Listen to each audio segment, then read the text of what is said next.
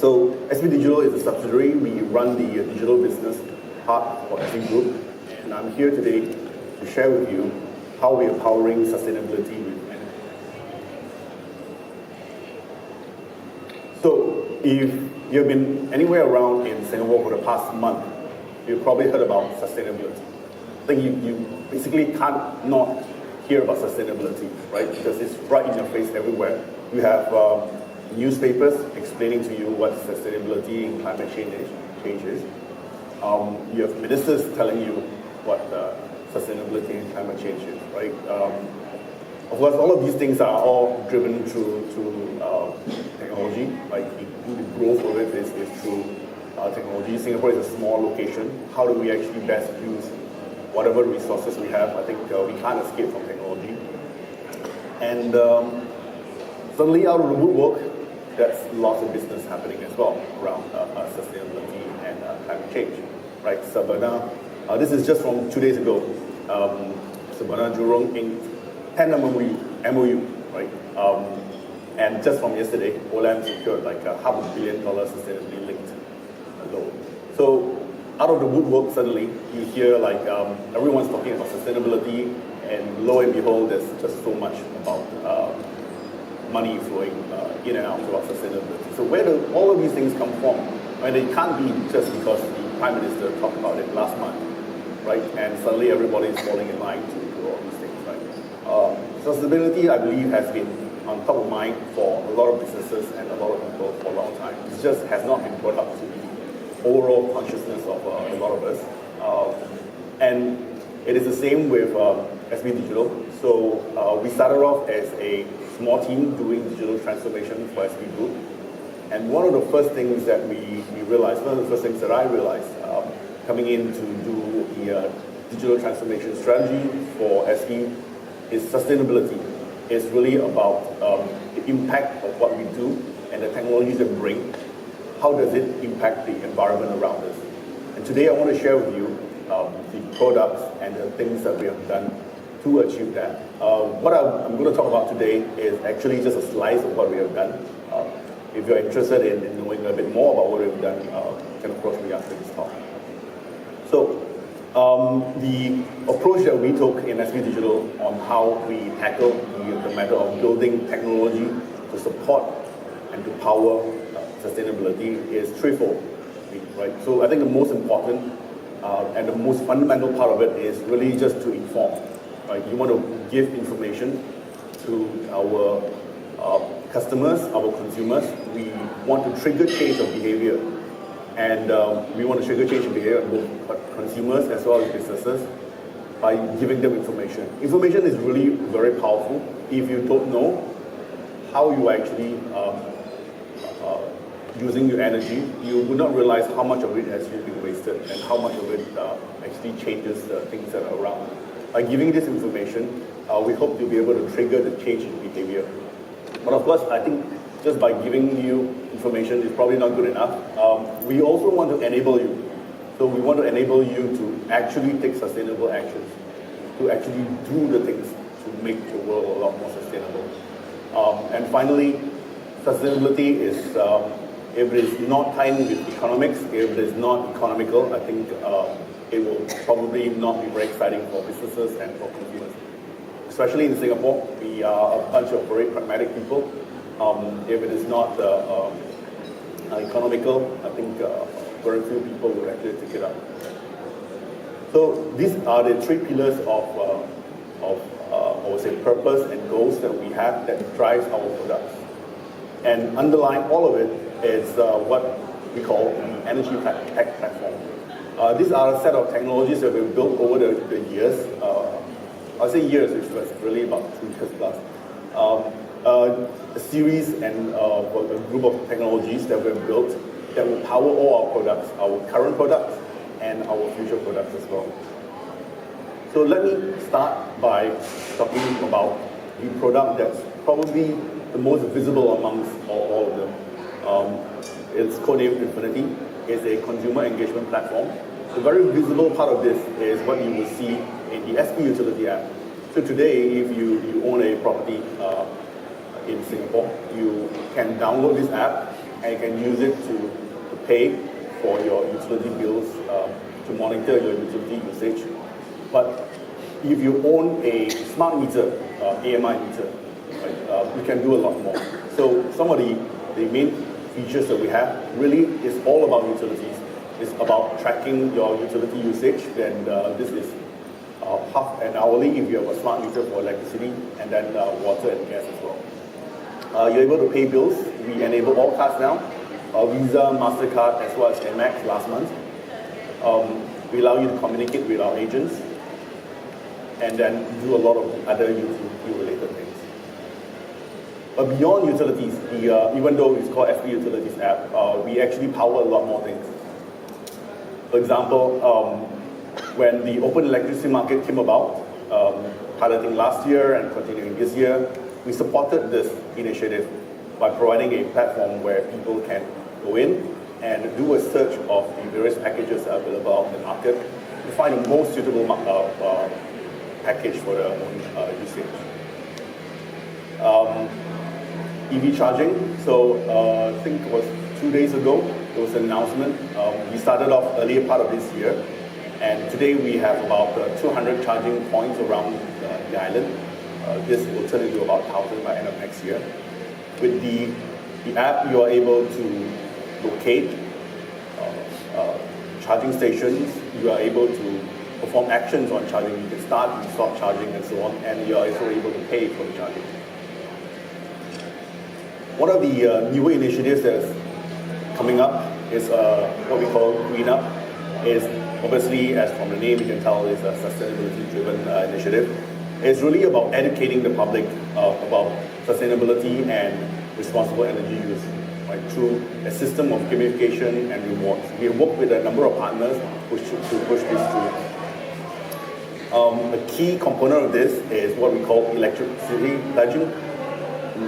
So we use electricity, right? And but sometimes we don't know how much we use, and we don't know what is optimal for us. So one of the things we wanted to sort of engage with our consumers is to engage them in such a way that they will pledge, say, look, this is how much I will use, and they will try to keep to that. A little bit like your tracker, right? To say, okay, I'm going to do 10,000 steps today, right? Which I'm probably not going to do 10,000 steps, but nonetheless, we hope electricity pledging will be able to drive the change in behavior for consumers, to have a little bit more understanding about their usage patterns and be able to change them accordingly for a more sustainable world. We also have a series of challenges working with partners that allow them over time to accumulate what we call leaves, points that eventually come up to a set of rewards that we can give back to the consumers. We are working with partners like Food Bank here, for example, where we donate to the food bank, then we would actually give you some form of rewards as well. We also work with different technology partners. One of the technology partners we work with is Ambi. It is a company that does intelligent cooling. This is up and coming. For those of you who are looking up, and probably some of you in the audience who are looking towards buying a unit in Tengah, the new HDB Smart Town, SP Group is doing centralized cooling in that location, and one of the things that we are doing here is allowing the consumers to be able to control and also intelligently drive the changes in the comfort level for the consumers, right, through the cooling, centralized cooling. This will, and it is proven today. In fact, the room that we sit here, the location that we have here, is the cooling is run by a Singapore District Cooling, a SP Group subsidiary as well. We have been powering cooling for this area for the past decade, right? And we hope to bring this technology to residents as well. Lastly, for now, at least, we want to allow green for everybody by allowing consumers to buy RECs to cover the home and EV consumption, and also to encourage the use of renewable energy. A little bit about this in a while. So this is IoT world. So we do have IoT products, and our core IoT product is called Spark. It's an IoT platform we have hardware. We have IoT gateway hardware. It's basically a box that you see here, right? This is exactly the box that we have. We have a operating system. It's a hardened Linux kernel. We run it on the cloud, and we have a set of applications on the repository that you can push down to this device. We use this to control mainly, as of today, things like solar PVs, energy storage systems, meters, and all sorts of energy-related devices. Examples, some pictures of our deployments. This is in various locations, very industrial looking. You can't see any of it here, so what I've done is I took some pictures inside as well. So this is our deployments. You can't see this because it's too dark. I also marked it out in yellow, so we can see where our spots are. This is some example of our screenshots. And it's a reasonably mature platform. We have deployed this for about 2 years now, since 2017. And we have worked with a number of providers for batteries, inverters, and PV modules. So that's the underlying platform. And the next few products that I'm going to talk about are actually based on this. So the first one is called Beyond, is our project name. It's a product that's aimed towards making buildings more green, smarter, right? So more efficient commercial buildings. And through a series of steps, from infrastructure upgrade to providing more capabilities for operational efficiency, predictive analytics, all the buzzwords, necessary buzzwords. But the driver is really towards sustainability. And of course, we're very keen on occupant experience as well. It is not just about making the buildings very sustainable. Singapore is a very warm place, so we do need to keep our occupants happy and comfortable. So occupant experience is definitely very key. We want to drive information to the occupants, and we allow the occupants a sense of even be able to impact the changes, right? By giving information, feedback on the location they're in, to say, look, I'm at this place, it's too warm, I want it to be colder, so they'll be able to provide feedback, and then there's a loop that will actually change the environment around. All these provide feedback depending on the building. The infrastructure, we provide smart electricity and water meters. We have a wireless mesh network. We integrate with building management systems. Using our Spark, we also provide IoT platform and sensors connecting to various devices and equipment within the facilities. Screenshots. We have a dashboard for building owners. That's one of the primary users. What this system is meant for. Who this system is meant for, I'm sorry.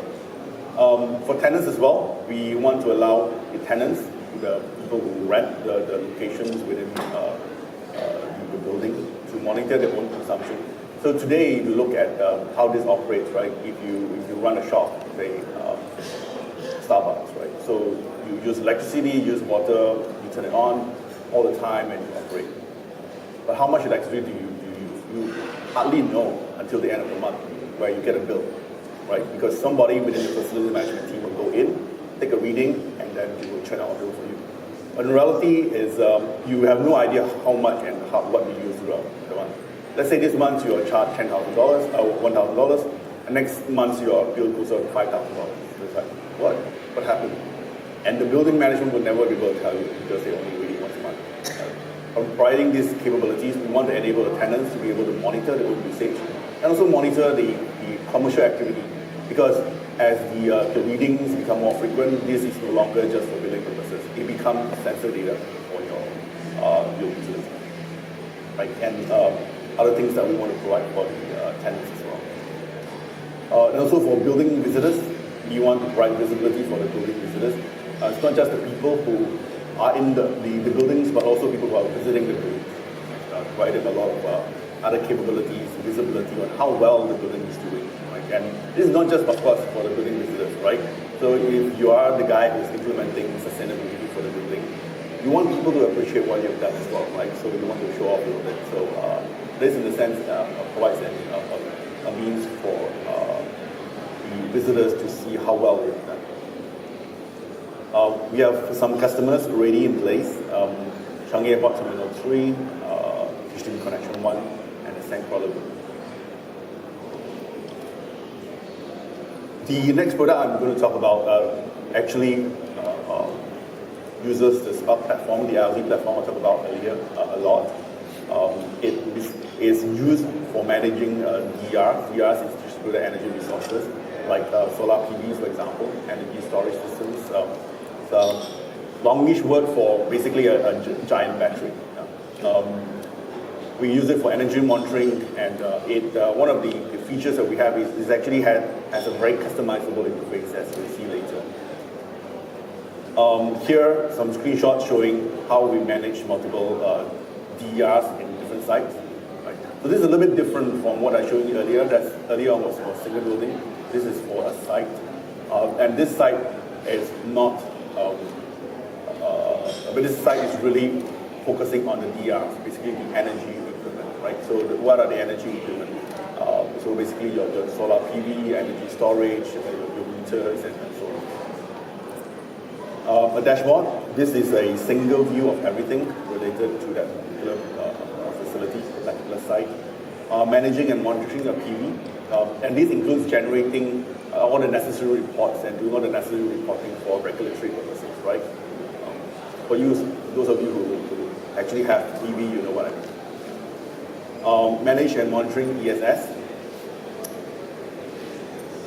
Monitoring grid input, and this is important. This is able to gauge like how you're actually using energy within your site. So all those I talked about earlier on is macro, right? It talks about the entire site. But if you want to know what is happening within the internal sites, of course you can naturally deploy meters, but often that doesn't happen. Right? But you still want to monitor those particular places. We have other energy monitoring sensors that we can fix on certain locations and be able to bring back all the data as well. So this is an example we've done with one of our customers. Water monitoring as well. Greenwall is very similar to the one that I talked about just now for building visitors. Energy challenge, for example, right? So let's say you own multiple buildings. It's all your buildings. Like you're not renting it out to anybody, but you don't know how well they're performing in terms of energy consumption.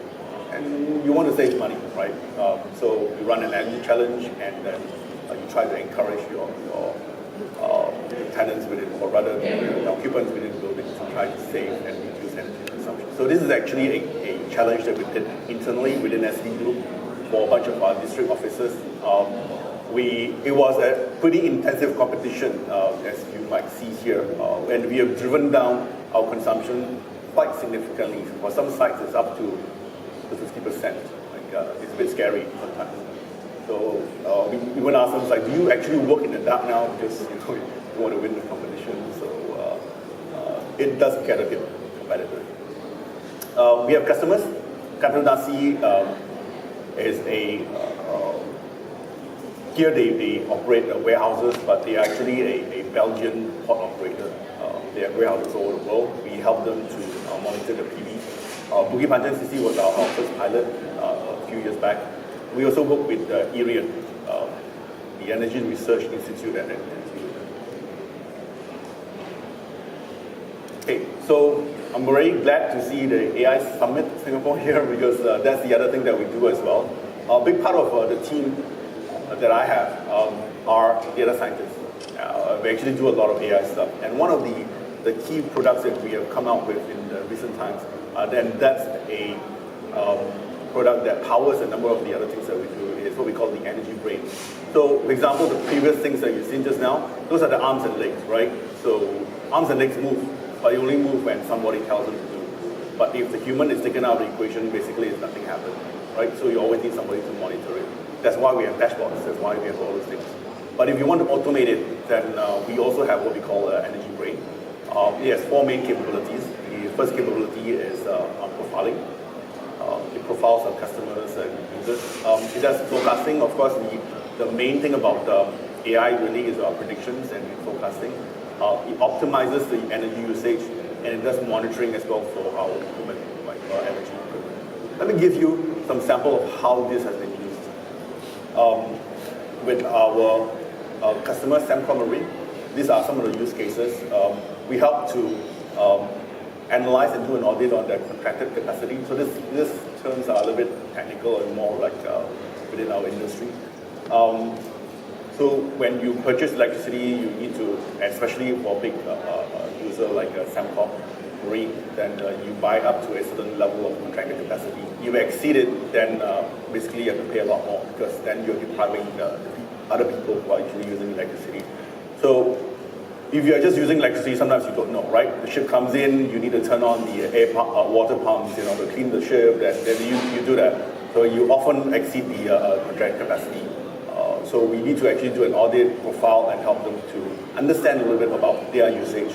But beyond that, we also want to help them to reduce the energy consumption. The energy consumption is what we call the peak shaving, right? We use this term peak shaving, which really is to forecast the usage, and before they actually reaches the peak, we use energy storage systems to discharge and take over the electricity that's been used, right? So instead of taking from the grid, then you take from the battery. We also do what is called a load shifting as well. Here we have a load shifting advisor where we would profile the customers and the usage, and we'll tell them, say, look, this is how you'll be using it, but we recommend you use it the other way, because that will save you how much?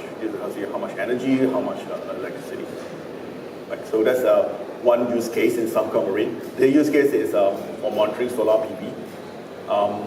So we look at these two charts here, right? The top chart is really the energy output, and the bottom chart is a anomaly chart, right? So the spike here means there are anomalies. You can see from this chart at the bottom, there are two anomalies. And the first anomaly is very obvious. Basically, we just turned off the inverter. This was a trial that we did. And it dipped, right? Very obvious. And any human sitting there will be able to see, okay, there's a problem. Right? It dipped, no more electricity, there's a problem. But what about the second one? What about the second spike for the chart at the bottom? What happened over there? If you look at the chart alone, you can't tell any difference, right? There's nothing really. But actually, we laid newspapers on the solar PV, right? This is to simulate things like maybe it's a tree branch falling on top of it, or maybe some of it is bald or things like that. From the naked eye, you can't really tell, and this will proliferate until suddenly you discover the output is much lower than what you expect it to be, and you have no idea why. Right? Using Energy Brain, we are able to help Sembcorp Brain detect these anomalies and be able to react to them a lot faster. So these are some of the use cases that we have. The other one is on microgrid optimization. So again, the news that just came out, so really coincidentally, a news that just came out yesterday talking about the groundbreaking in SIT. SB Group is the partner for SIT, and SB Digital is I would say we are the solution provider for the optimization of the microgrids. And we have done some tests on a lab that we have set up to simulate the environment that will be at SIT, and so far, under lab conditions, we have achieved like 5 to 10%. In reality, because that lab has no load, right? So it's very difficult to simulate an actual situation, but we believe that in a real case, we will be able to help you optimize a lot better. Our customers, Sembcorp Marine, talked about it, Sembcorp just now. Teng Na is a smart new town that's up and coming. We are also using the Energy Brain there, and SIT, as I mentioned earlier as well. So the last product, I know I'm terribly out of time. The last product I want to talk about is on RECs, Renewable Energy Certificates. The first product we'll talk about how consumers can buy RECs and be green for everybody. This is how they would do it. So if you look at how traditionally you generate electricity and you have electricity, but if you generate renewable energy, use renewable energy generation, you also generate electricity, but you can't really tell, right? Because an electron is an electron. You can't tell like what color is the electron, right? There's no color to the electron. So how do we encourage renewable energy generation? We do that by placing what is called a REC, and this encourages renewable energy generators by giving them a secondary revenue source, right? So yeah, Instead of creating a gas plant, they use a solar farm. You'll be able to generate electricity, but not just sell electricity, but also be able to sell racks. So that's the fundamental principle behind racks. Of course, the flip side of it then, for those people who want to contribute to the green movement, right? You want to be sustainable, but they don't have direct access to solar panels, right? You live in HDB flat, for example, where you cannot access a solar panel, right? Unless HDB builds solar panels. So even then, today, solar panels are built, they're actually not powering your home, they're powering the common areas. So if you want to contribute, that's the way of doing it. You buy racks and you're able to contribute to the movement. So in short, very quickly, we built a blockchain-based rack platform. I won't talk too much about the technicalities because I'm running out of time. Screenshots. We do this to enable originators to sell, issue and sell racks. Businesses to go green by buying racks. And here, we also enable owners and EV drivers to go green using racks as well. Right? Very quickly, we did this with the world's first global energy blockchain consortium called EWF, Energy Web Foundation. We did a global launch last year on this, in the sense that we did the technical demo last year, was pretty successful. This year, we did subsequently last year, we did an actual production launch during the Singapore International Energy Week. We got some buyers like from DBS and CDL, and they're coming back again, right, over and over again. This year, we also collaborate with IRAC, right, end-to-end, like one-stop shop kind of thing. Using our Spark platform, the IoT platform, we place into our customers, directly extract the information and use that information to generate racks, put them on the marketplace, and enable you to sell through our SE Utilities app, where you can buy for your EV charging. Right? So finally, I just want to leave everyone with this slide on the purpose of what we do this. We want to inform, we want to enable, and we want to help reduce consumption.